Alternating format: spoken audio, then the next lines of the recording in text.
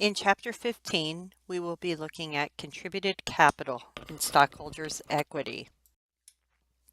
So we'll be defining equity, the corporate form of organization, including its advantages and disadvantages, the rights and terms that apply to capital stock, how do we issue capital stock, what are non-compensatory share purchase plans, what are share-based compensation plans, look at the characteristics of preferred stock, understand what the accounting for treasury stock is, and know the components of contributed capital and how we report them in the financial statements.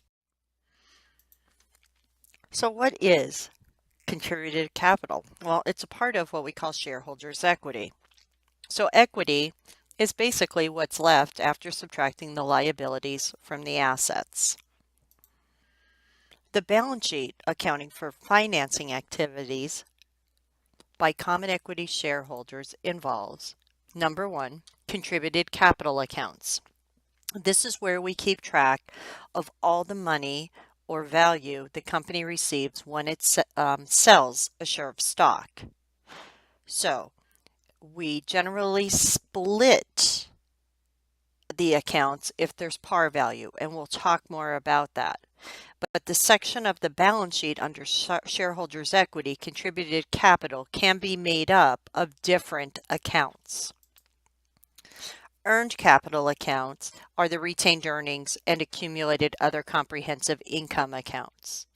So generally in retained earnings, we're keeping track of all the earnings of the business when we close them out at the end of the year. Any dividends paid through the corporation is a reduction in retained earnings. So contributed capital, again, is the section of shareholders' equity where the corporation records the results of all of its stock transactions. So whenever it sells stock, overall, it keeps track of the dollar amount it receives in contributed capital accounts. Retained earnings, again, is the account in shareholders' equity where any net income that has not been paid out as dividends is reported. Accumulated other comprehensive income, I call it the trash bin, is an account in shareholders' equity where a court reports any increase or decrease in shareholders' equity as a result of other comprehensive income. So basically, it's any item that affects shareholders' equity that is not from a contribution from the shareholder or a payment to the shareholder or net income. That's what accumulated other comprehensive income encompasses. So when you were thinking about the investments chapter, when the bonds that you own as an investment have a different fair value and they're considered available for sale, the gain or loss between the cost or the basis and the fair value is reported as an unrealized gain or loss in other comprehensive income. So there's only a few unique items that you would find in here. Some of them you won't deal with until Intermediate Accounting 3. A company's equity changes. So stockholders' equity changes as the company earns net income, as it declares dividends, and when there's any transactions between the company and its owners. And also when other comprehensive income transactions occur. This is a great flow chart of how changes in equity accounts occur and from the major items we'll be talking about in this chapter. So changes in equity that affect assets or liabilities. So the other side of your transaction, when it comes to one part will be for equity, the other will be to an asset or liability in your journal entry. So comprehensive income includes net income and other comprehensive income. Net income includes revenues and expenses, gains and losses. We talked a little bit about what other comprehensive income is. Transfers between the entity and owner include investments by the owners. So they either sell shares or the owner receives share-based compensation. We'll talk about that. Distributions to the owners. So the company either pays dividends or they repurchase treasury stock repurchases. Changes in equity that don't affect any asset or liability, and we'll talk about this, is stock dividends and splits, and conversion of preferred stock to common stock. So this is a great overview of the chapter. So how are corporations organized? Shareholders are owners of a corporation. A corporation is organized first by requesting to be incorporated in the state, generally filing an application for incorporation. The company will file, its organizers will file that, and then once the state gives permission for the company to be recognized as a corporation, the corporation can then sell shares of stock that it's authorized to sell to owners, and these are shareholders or stockholders. The primary advantage of being a corporate form is the ability to raise a lot of money by issuing shares of stock. It also has a great limited legal liability to the owners. The owners are not personally liable for the debts or any risks the corporation take on.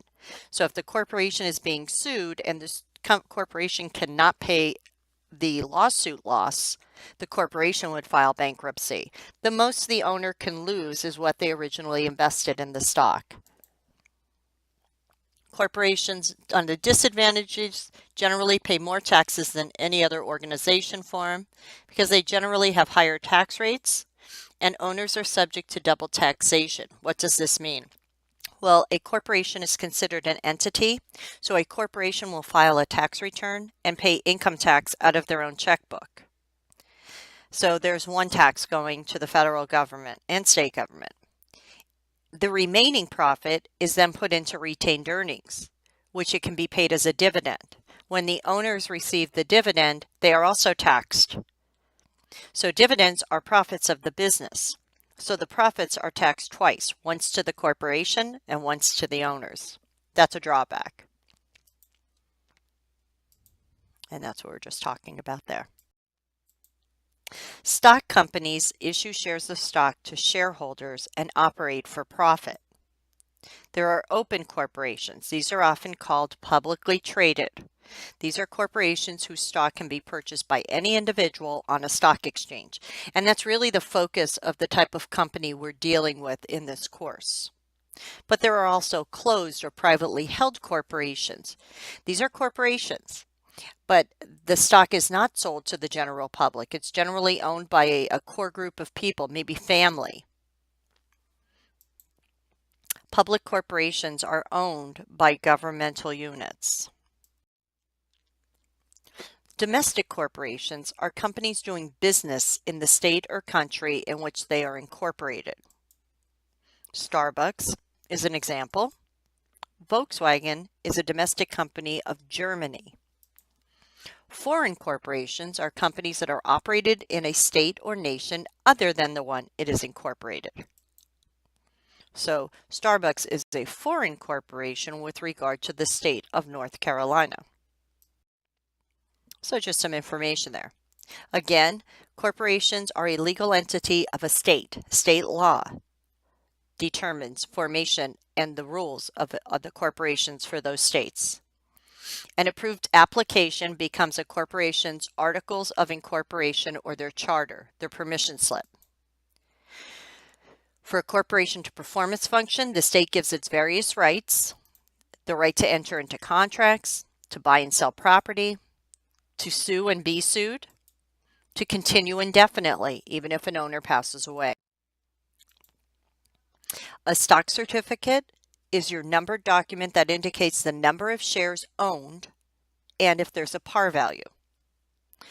We'll talk about par value in a few minutes. Because stock certificates are easily transferred from one investor to another just by selling them and handing them to one another, state laws require that each corporation keep appropriate records of who owns the stock. A transfer agent usually handles the original issue of stock certificates. A registrar at the corporation maintains the shareholders' records. Okay, So capital stock. Capital stock is the term we use to refer to the shares of stock issued by the corporation and owned by its shareholders. Each shareholder has various rights that are attached to a share of stock, and they're written right within your contract, your stock certificate. They have a right to a dividend when it is declared by the board of directors of the corporation. They have a right to elect or vote the board of directors and establish corporate policies. They have what we call a preemptive right, and that means they can maintain a proportionate share in the ownership of the corporation when additional stock is sold. So if you have a little piece of paper, you could jot this down. Let's say shareholder owns 1,000 shares of stock. The company has sold a total of 10,000 shares. So if shareholder A owns 1,000 of the 10,000 shares, they own 10% of the corporation. Let's say corporation decides to sell an additional 1,000 shares. The preemptive right means that stockholder who owns 1,000 right now, or a 10% interest, is given first rights to buy 10% of those additional 1,000 shares that will be sold, so that they maintain their 10% ownership. So if they buy those 10%, they'll now have 1,100 shares, the 1,000 they owned before plus the 10% of the additional 1,000 being sold, or 100. The total number of shares that will be sold now will be the 10,000 plus the 1,000 that were sold. So now that shareholder maintains their 10% interest. If they weren't allowed to do that, their interest would be reduced. So this is a right of a shareholder. A right to distribution of the assets if the corporation shuts down, it liquidates. And all we mean by liquidate is that it sells all of its assets, pays off all of its liabilities. Well, the money that's left, they have a right to. Okay, so those are some of the general rights. Now, different types of capital stock have different rights. Common stock is a capital stock that carries all the rights of ownership. Now, some corporations will sell different classes of common stock, Class A and Class B, and they may have different rights. Generally, common stock has the right to vote. But as far as dividends go and liquidation, they are given what's left over after paying the other type of capital stock, preferred stockholders. But common stockholders have the right to vote. Preferred stock is not granted all the common stock rights, but receives preferences or certain privileges. Before I go into that, I didn't realize that would end like that. Preferred shareholders do not get to vote, but preferred shareholders get their dividends first when a dividend is declared. They also get first rights to any liquidation amounts if the company does liquidate. So different types of stocks, different rights. They both represent ownership in the corporation. Now, both stocks are, there's some descriptive words we use to describe the number of shares. First is the authorized shares. This is the number of shares of stock that a corporation can sell, the maximum number, and that's defined in their corporate charter, that permission slip. Issued stock is the number of shares they have sold to everyone. It's all the shares of stock that have actually been sold. Outstanding stock is the number of shares that are owned by everyone but the corporation itself. So if the corporation owns any of its stock, it'll be considered issued, but it will not be considered outstanding. And we'll talk more about that when we talk about treasury stock. Treasury stock is the number of shares of common stock normally that have been issued. So they were sold out into the market by the corporation. But then the corporation went and bought them back. And they didn't buy them back to get rid of them. They just want to be a shareholder of themselves. When common stock is bought back by, so this corporation buys its own common stock back, it's said to be held in treasury and given this label, treasury stock. So it's not a new type of stock. It's just a label we put on common stock that the company owns of itself.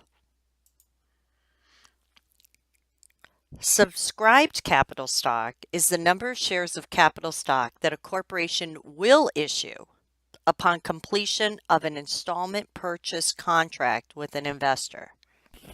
So these are some terminologies we need to be familiar with. Legal capital. So to protect the corporation's creditors, state laws have established the concept of legal capital. It's the amount of stockholders' equity that the corporation can never distribute to shareholders. These definitions vary among states because everybody has their own laws. But basically, the par value or stated value of all its issued stock is legal capital. So that part of stockholders' equity can never be distributed as a dividend to shareholders unless the corporation is shutting down and they're ripping up the shares of stock.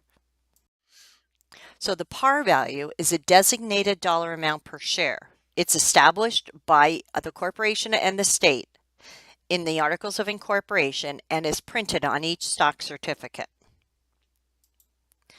It has no relation to selling price. It's just an arbitrary amount that the corporation must keep in stockholders' equity. The stock rarely sells initially for less than its par value because it's usually illegal to do that. No par capital stock, some states allow this, is a stock that doesn't carry a par value. You don't need to keep a minimum amount. When a corporation issues no par stock, some states require, though, that they designate the entire proceeds as legal capital. Some states allow directors instead to establish a stated value when there's no par. This is treated in accounting the same as par value. So just some different terminologies there. We're going to put this all together and start looking at transactions. Additional paid-in capital. State laws requires corporations who have a par value or stated value on their shares of stock to maintain an additional paid-in capital account. What's in here?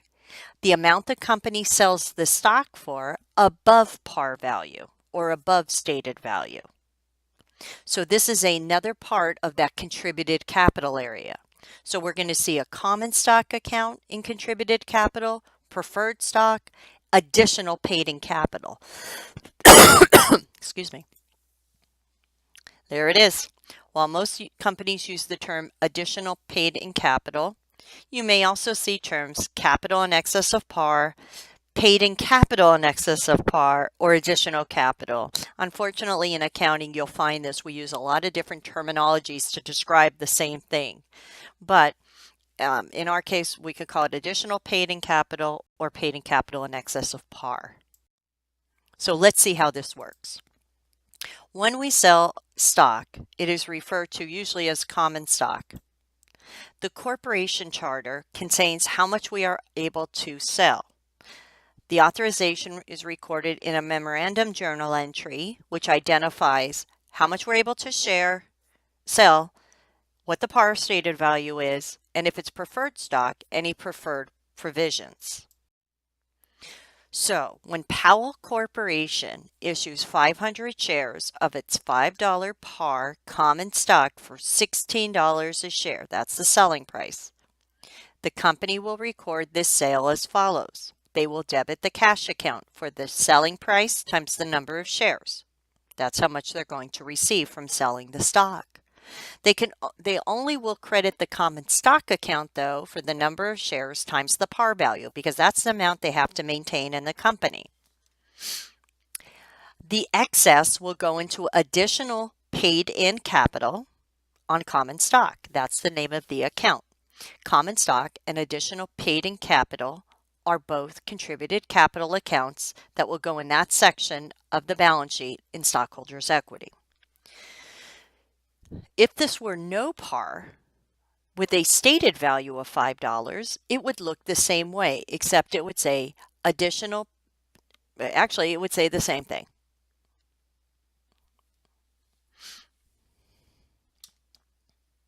For both situations, the number of shares issued can be determined as, at any time, if we needed to determine how many shares do we actually issue, take the balance in the account for your stock and divide it by your par value, and that will automatically tell you how many shares you've issued or sold. When a corporation incurs miscellaneous costs from selling its capital stock, such as legal fees, accounting fees, maybe having their stock certificates printed, they may have to pay someone to help them sell their stock. That's an underwriter's fee. Promote it, promotional fees, and even postage. When these costs are incurred at the initial selling of the stock at the time of incorporation, they are considered an organization expense.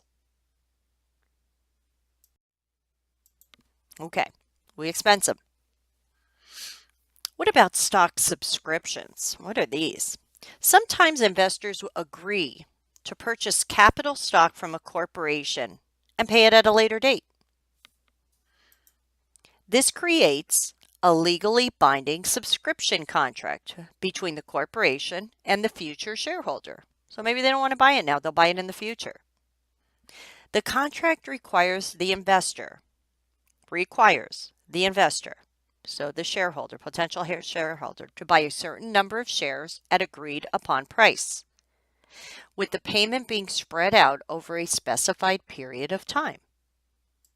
So it's just another way for a shareholder to buy stock. The contract often requires the stockholder to put a down payment and then pay and may require the investor to issue a promissory note to the corporation. The contract will also set forth what will happen if the investor never pays that promissory note. So when a corporation issues different types of securities in a combined sale, it allocates the proceeds between the securities based on their fair value, just like we've done a lot of other. So what we're saying here is that we sell common stock and preferred stock for one price. Well, how much goes towards the common stock sale? How much goes towards the preferred stock sale? If you only know the fair value of one of the securities, the fair value is assigned to that security first, and then the remaining will go to the unknown fair value security. Here's an example. Brank Corporation issues 100 bundles of securities for $82.80 per bundle, or a total of $82.80. Each bundle includes 2 shares, $10 par common stock, and 1 share of $50 par preferred stock. The separate fair values are $16 per share for the common and $60 for the preferred. So let's see how that all jives out. Here's how we would split up that total $82.80. Common stock. The aggregate fair value would be the $16 a share times 2 shares per package times 100 package. So the total fair value of that is $3,200. Preferred stock, $60 fair value, 1 share per package, 100 packages, that would be a $6,000 value. So the total value of both is $9,200. So we would take the value of the common stock over the total value of both. That ratio or percentage is how much of the $82.80 is assigned to common stock, $28.80. We do the same calculation, but now use the preferred stock value in the numerator, divided by the total value of both stocks that was determined, multiply that by the total amount we received of $82.80. We're just apportioning that $82.80 to each type of stock. $5,400. Now we just don't go and credit common stock and credit preferred stock for those dollar amounts, because we have to remember, if these stocks have par value, we can only credit each account, common or preferred, up to the par value. So common stock would be credited for the $10 par times 200 shares that would be sold here, or 2,000. So of that 2880, common stock would be credited for 2,000. The excess of 880 would be credited to additional paid-in capital on common stock. Preferred stock's total value is 5,400. There's 100 shares being sold here, $50 par value, so preferred stock would only be credited for 5,000 of the 5,400. The remaining 400 would go into, additional paid-in capital preferred stock. Now remember, all four of those accounts listed there are all part of contributed capital. It's just because there's par value on this stock that we have to split the amounts off into separate accounts. What if we sell stock for a non-monetary asset? So it's any time of transaction in which we issue stock for assets other than cash or for services. The general rule is to record the exchange at the fair value of the stock or the asset received, whichever can be measured with greater representational faithfulness. So if it's a stock traded on a stock exchange, that's usually the value you're going to use. Capers Corporation issues 200 shares, $10 par common stock for a patent. The stock is selling on an open market at $22 a share. So that is the amount that would be more representationally faithful, because it is a market value being determined on a market, where if we just went and had the patent appraised, that's one person's opinion. So it's a more reliable market value. So 200 shares times $22, $4,400 would be the value we would debit the patent for, and also the value of the stock sale. But only 200 shares times the $10 par could be credited to the common stock account. The excess of $2,400 goes into the other contributed capital account, additional paid-in capital on common stock. Stocks may be closely held and not actively traded. The fair value of the assets received may provide a more representationally faithful value of the transaction. So now we have a different scenario. LE Corporation issues 500 shares, $8 par common stock. The stock isn't traded because it's like a family business, and they traded it for an acre of land. An independent appraiser found that the land is worth $20,000. Well, that's the more evident and representationally faithful value, the land. So we'll debit the land for the $20,000, credit common stock for the $10 par times, that's wrong, $10 par, that should be times 500 shares. Oh, wow, that's really wrong. Sorry about that. That is incorrect journal entry there, but the debit is correct. But the common stock should be credited for 500 times $8 or 4,000. And then the 16,000 would be credited to additional paid-in capital on common stock. Sorry about that. Okay, so we saw how we issue stock. And if that was preferred stock, you would handle it the same way, except your stock's name would be called, the accounts we would substitute preferred instead of common. Stock splits. To reduce the market price of a corporation's stock so that it falls within a desired trading range of most investors, a corporation may authorize a stock split. So a stock split is proportionately decreases in market price and par value per share and increases the number of shares issued. A stock split also results in a proportional increase in the number of shares authorized. I'm not worried about reverse stock splits. Let's look at an example.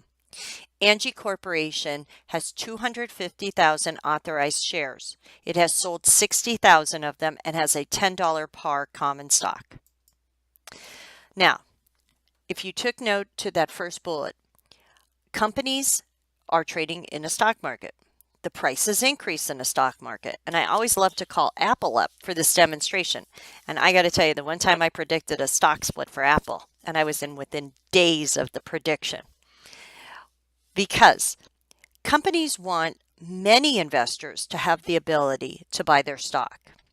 When the market value of their stock increases, where it's limiting the average investor from buying it because it's just too expensive.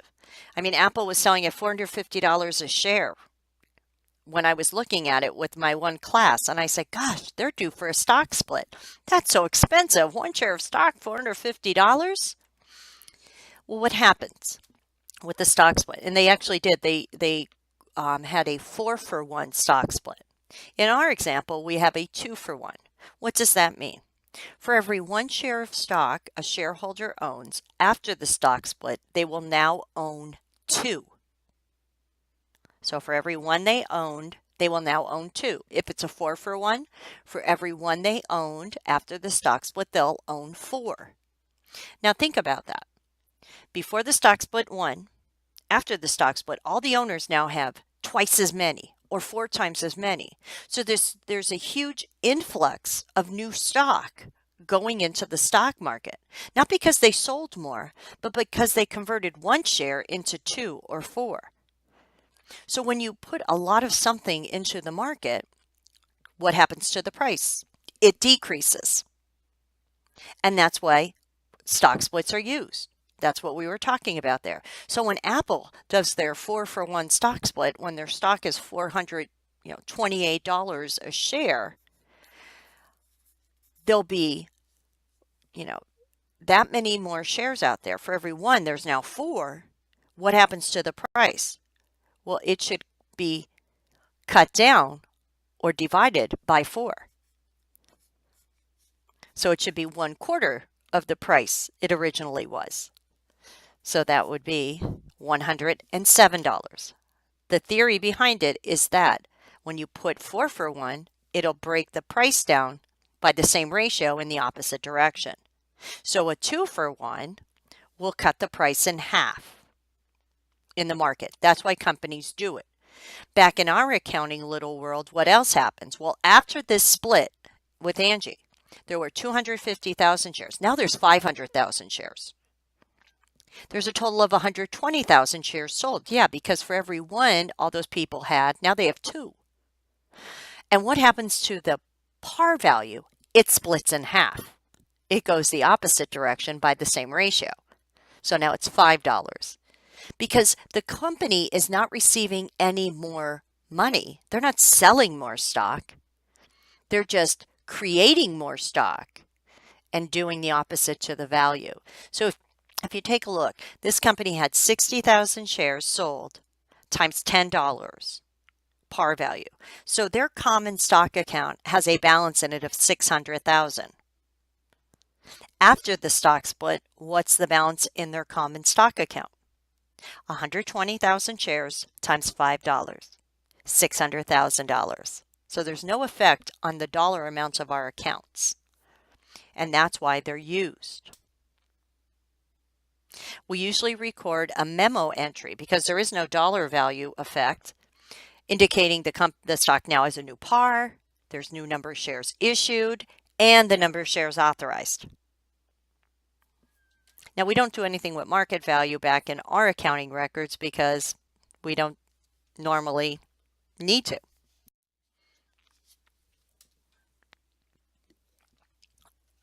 Okay. What other kind of stuff can happen? Well, companies also have what's called stock warrants. Stock warrants are the right to purchase additional shares of common stock at an established price, or what we call an exercise price. Now, an exercise price, or we'll call it the strike price, is the price at which the holder of this option or warrant has a right to buy the stock at. Normally, it's going to be less than what the market value is, or that's when they're going to use or exercise their warrant. There's two ways warrants can be given. One is a detachable warrant. These are warrants that are sold with other securities but can be detached and sold separately. So it's like you get two for the price of one.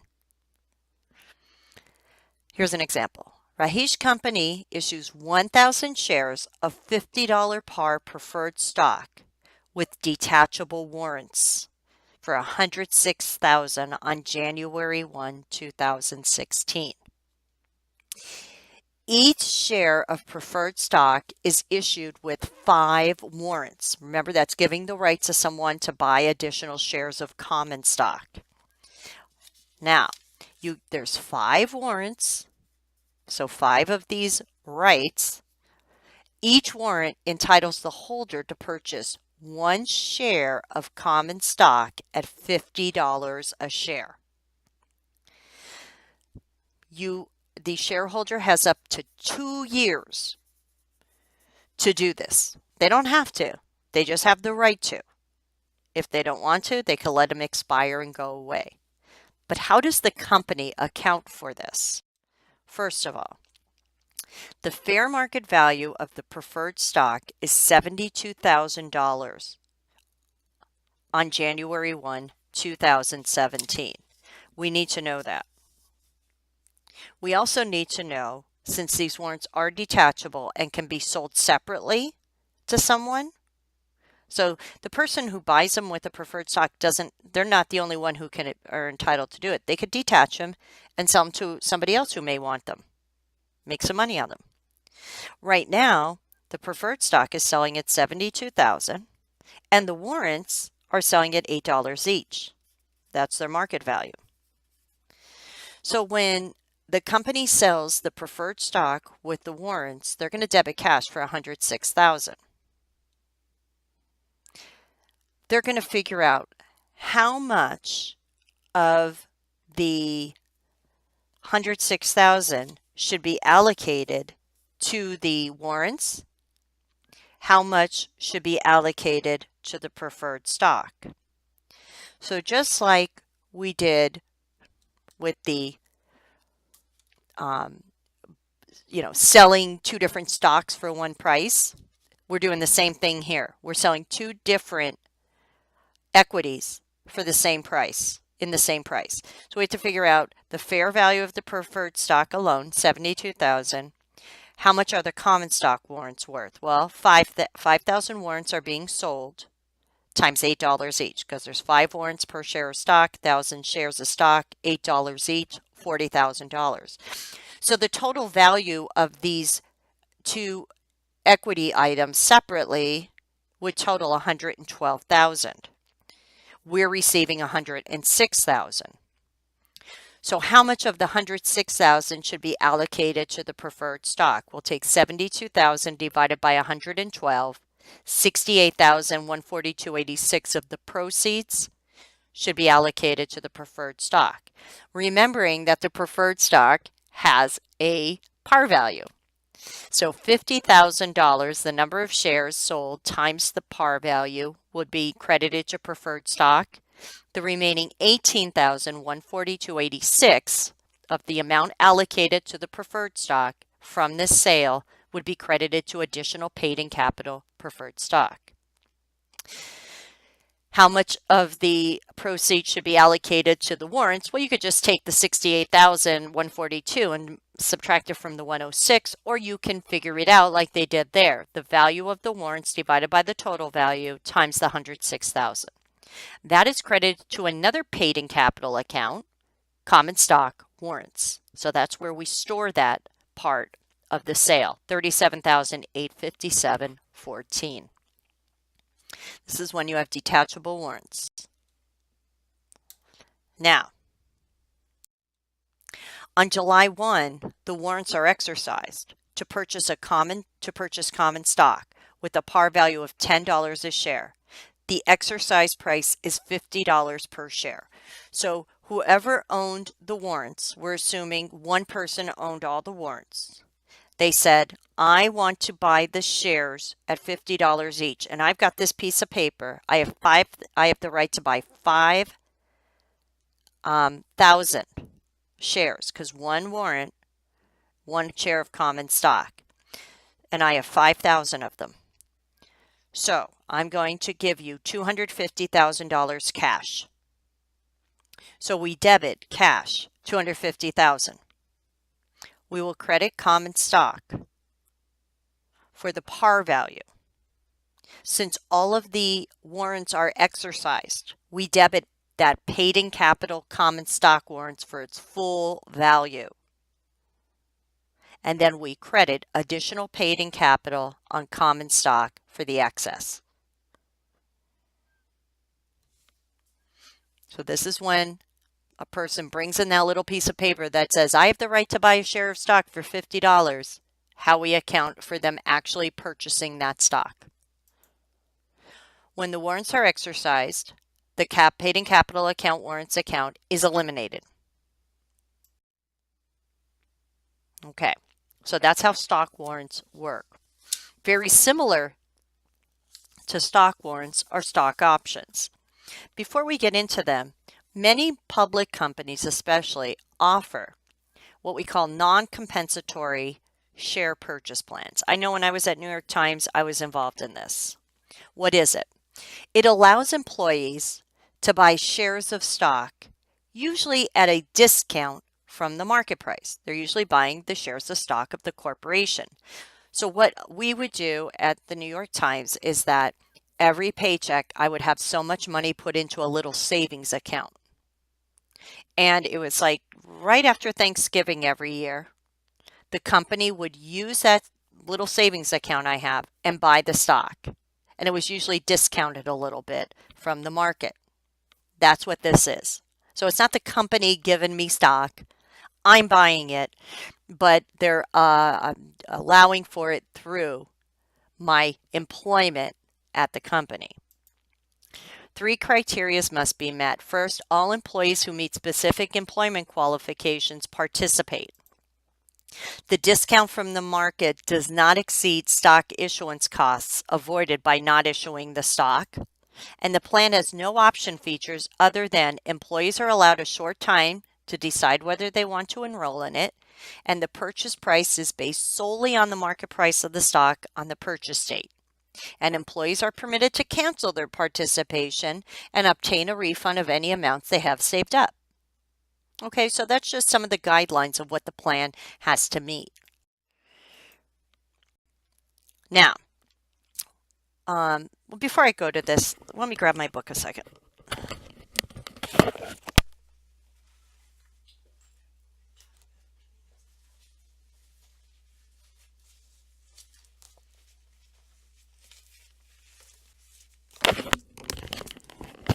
Okay, sorry about that. Let me I just want to show you a quick example of this. I don't like when they don't have an example on the PowerPoint.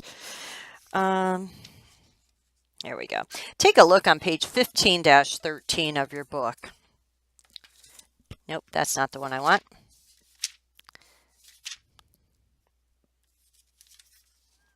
Oh, they don't have an example in here. Okay.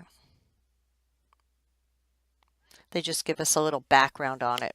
Okay, so we don't need to worry about how to do the actual accounting for it. But in the next area, we will.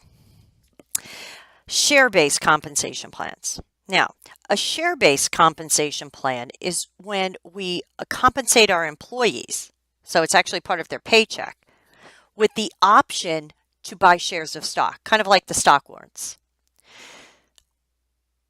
Okay, so they could receive share options, shares of stock, or cash payments based on the change in stock price instead of a cash bonus. Now, a compensatory share option plan is an arrangement intended to provide additional compensation by rewarding employees shares in the company or cash bonuses tied to the way the stock value changes. Restricted share awards and appreciation rights are arrangements intended to provide additional compensation by rewarding employees shares in the company or giving them cash bonuses tied to changes in the company's stock price. So a lot of these things sound the same, and it all depends on how the company defines them. Now, how do we account for them? Share option plans. In developing a compensatory share option plan, a company's objective is to better align the company's goals with those of management and its owners. What we're saying here is that people usually in higher levels of management are going to be compensated and given the ability to buy shares of stock at a discounted rate. Some of the things we need defined. The grant date. This is the date on which the company provides the share options to the employees. So we need to know that. Now, there was a method whereby a corporation will measure what's the value of the shares that we are going to substitute instead of giving cash compensation. And the intrinsic value method is one method of determining that. However, we don't use that method. We use what's called the fair value method. And we'll show you that now. We use special pricing models. So actually it's like actuaries out there. They come up with determining what's the fair value of these options. Remember what an option is. It's giving the holder of this option the ability, if they want, to buy stock at a discounted price. What's the value of those to the holder, to the person you're giving them to?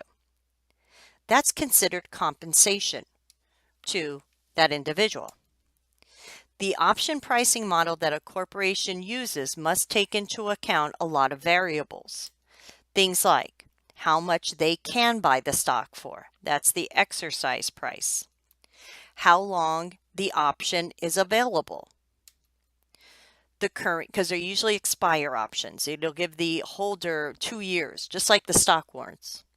The current market price of the stock. How much they expect the stock to change in price. What's the expected dividends? What's the interest rate currently? So there's a lot of different things that go in. And as I said, there's people specialized in this area who usually determine this. It's not the accountant. An option's value is determined at the grant date as follows. Current stock price minus the present value of the exercise price. The cost is recognized by the company for its share-based compensation as the total fair value of the options that actually become vested. What is vested? This occurs when an employee has worked a certain service time and has ownership of the share options. So they're theirs because they put the work in. So what they'll say is once you work a year, you'll have 10 options. Once you work, 2 years, you'll then have 20 options. So if the corporation expects that a significant number of employees won't ever use their options, then it records compensation expense each year based on what they expect them to use. And that's our computation. We're going to fit this all together. The fixed share option plan is a plan in which all the terms, exercise price, number of shares, are set on the grant date. Everything's planned out. Now let's look at some examples. On January 1, Fox Corporation adopts a compensatory, so this is in place of money, it's compensation, share option plan, and grants, so gives the ability of the employees 9,000 share options, and whoever owns or holds those can acquire 9,000 shares of common stock with a maximum life of 10 years, so they're only available to use 10 years, to 30 selected employees.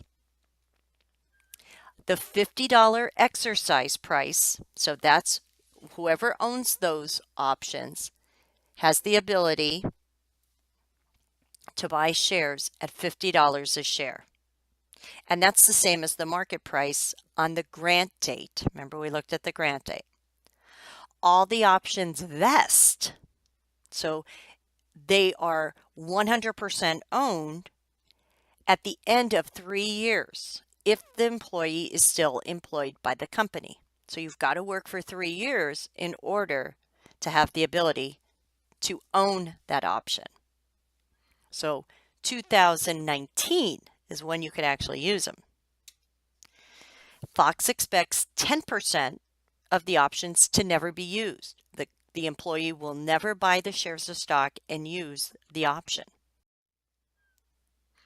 At the end of 2015, if you're like, wow, my head's spinning here, this is on page 15-23, 15-22.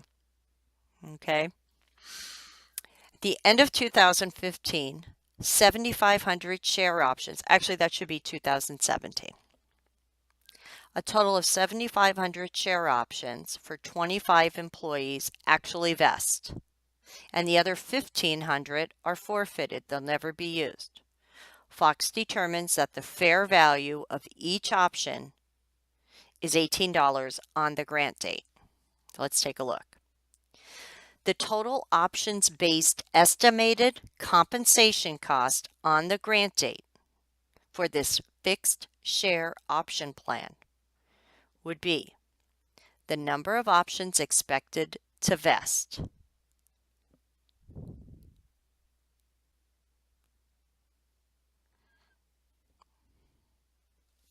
$9,000, that should be 0.90. Oh gosh, I'm telling you. 9,000 times 0.9, not 0.09, or 8,100 of them. They expect, remember 10% would be forfeited? So 9,000 times 90% of them will vest. Multiply that by the $18 fair value. The total compensation with regards to the options they expect to vest. So the employee will work through those 3 years, $145,800. And this is in your book on the top of page 15-22. So that's your first step. So on January 1, the grant date, Fox makes a memo entry just to summarize the terms of the compensation share option plan. No compensation happened yet. The work was not completed by the employees to start vesting these, but we know the total value that will be the compensation based on the information we looked at. So at the end of 2016, the company will start expensing that $145,800. Since 1/3 of it vests at the end of 2016, $48,600 will need to be recorded as compensation. At the top of page 15 bottom of page 15-22, the journal entry will be a debit to compensation expense and a credit to paid-in capital from share options. So we credit a paid-in capital account. The next year, another of the $145,800, 2/3 of them will vest. $48,600 have already been recorded, so the other $48,600 difference will now be recorded as compensation expense. I'm sorry, that's the one at the bottom of the page in 15-22. Now, in the end of the third year, 7,500 actually do vest. So now we can modify our estimate. So before we figured 8,100 would vest, the actual number is 7,500. So now we can compute the actual compensation based on the actual number vested that will be used. 7,500 times that $18 fair value. So the total compensation vested would be $135,000. All $135,000 is vested by the end of 2018. So what they're saying is that by the end of 2018, you should have recognized over the last 3 years a total of $135,000 in compensation expense. So far, you've recognized $97,200.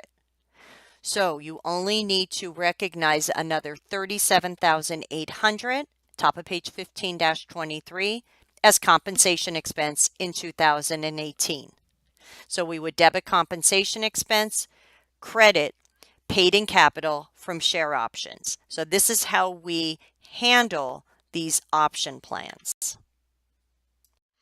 Now, I'm going to go down to the next area in our book on 15-23.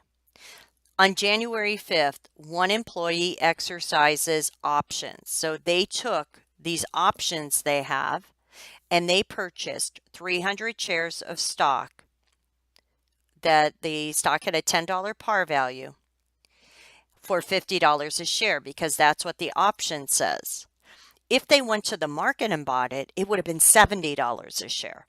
So if you're saying, well, what's the big catch here? You're paying $50. Yeah, but you can immediately take that and sell it for $70. So you can make $20 for doing nothing, for buying the stock. Sell it immediately, you make $20. So that's why employees will exercise them.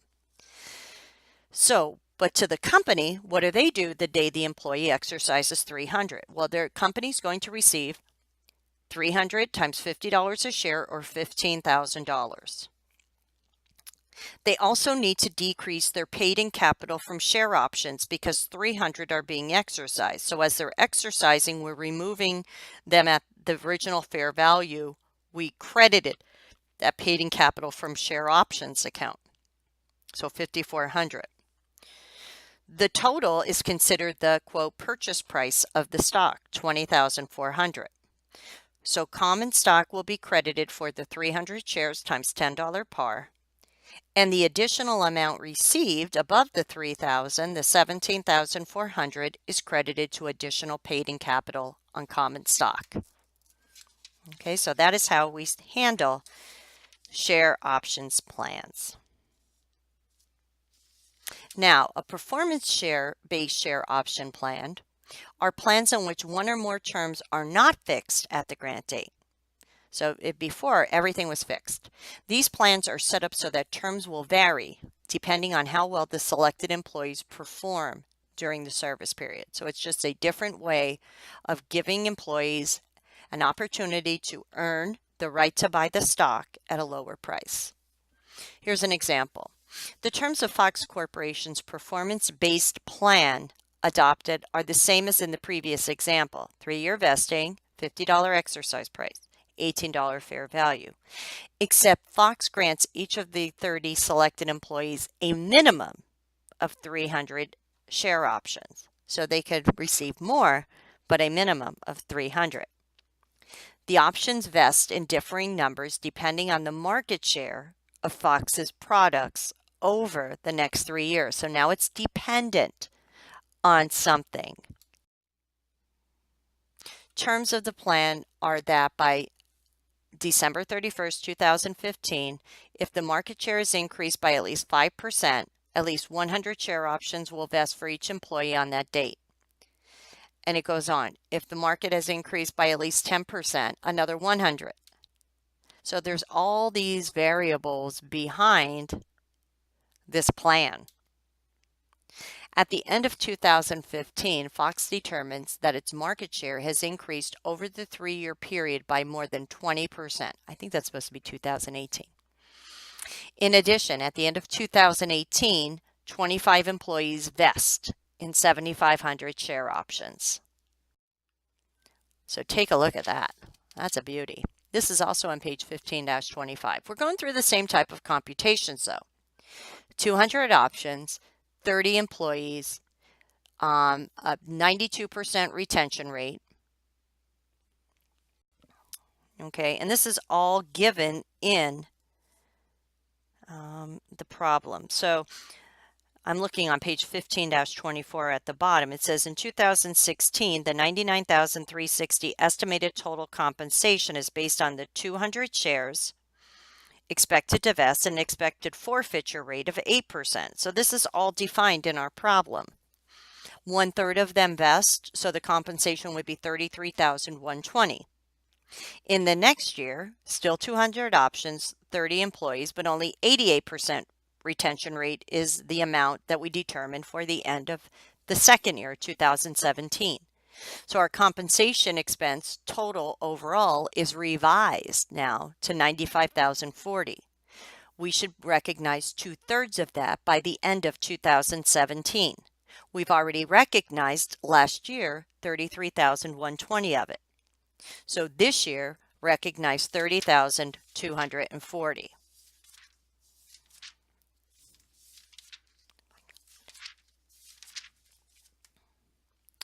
The last year, we have 100. Our actual salary expense will be 7,500 options that actually vested at $18 for $135,000. All of it is vested by the end of 2018. We've already recognized $63,360 between 2016 and 17, so we'll recognize the remaining $71,640 at the end of this year. Okay, so same concept, just a little bit different on the computation based on different variables.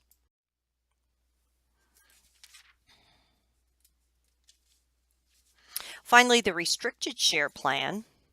Because some employees who qualify to buy shares of stock in a compensatory plan have a cash flow problem, corporations have developed share-based plans involving restricted shares. This is a plan in which employees are granted actual shares of stock. While the employee becomes an actual shareholder on the date of grant, the company maintains physical possession of the shares. It restricts the employee's ability to sell the shares until it reaches certain goals.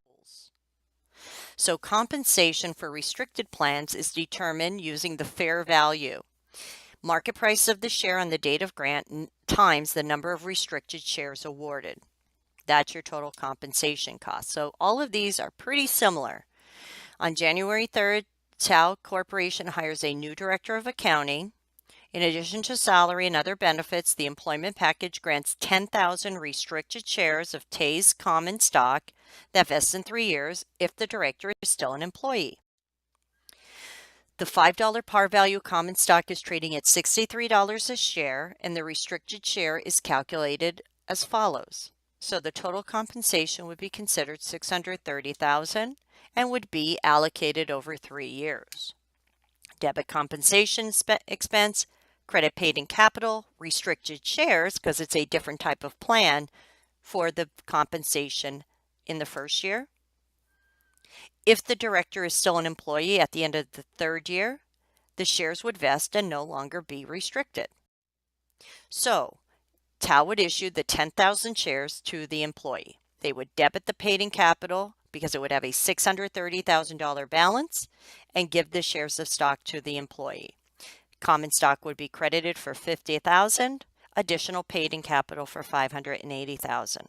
So this is compensation to the employee. They could then take those shares and sell them if they want, but they couldn't have them. The grantee, they had to work that time before they had access to those shares of stock. If the director left on March 1st, Tao would make the following journal entry to reverse the 2 years of compensation previous. Let's correct this. That journal entry should be 2018 up top, December 31st, 2018. This journal entry should be March 1st, 2018. So on March 1st, 2018, they would debit paid in capital and credit compensation expense for the amount that was accrued so far, $420,000.